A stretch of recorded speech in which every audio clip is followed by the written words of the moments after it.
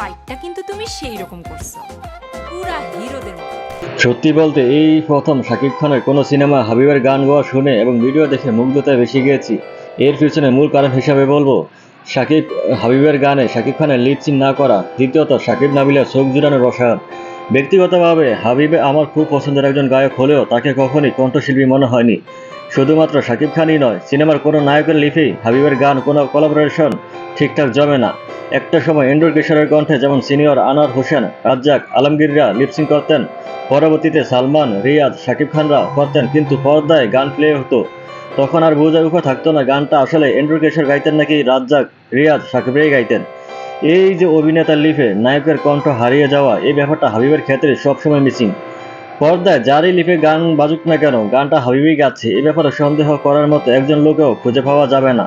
এটাই মূলত হাবিবের গানকে সিনেমার জন্য আমার দৃষ্টিতে জটিল করে তুলেছে। হাবিবের গান, হাবিবের লিপি সবচেয়ে বেশি মানায়, কোনো নায়কের লিপে নয়।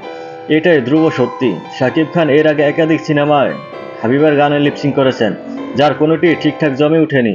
গানের অডিও হিট হয়, কোরিওগ্রাফি দুর্বল। শাকিবের মুখের এক্সপ্রেশন আর হাবিবের কণ্ঠ এই যেন একই নদীর ভিন্ন দুটি ধারা, যার কারণে গানগুলো দেখতে হয়েছিল খাপছাড়া।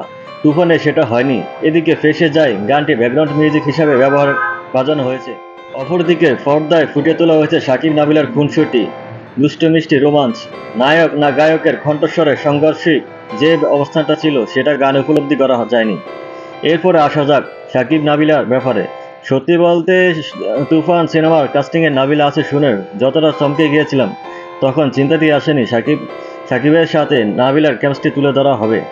কিন্তু সব ধারণাকে ভুল প্রমাণ করে শাকিব নাবিলার এমন চমৎকার রসায়ন জাস্ট মুগ্ধ হয়ে উপভোগ করেছি।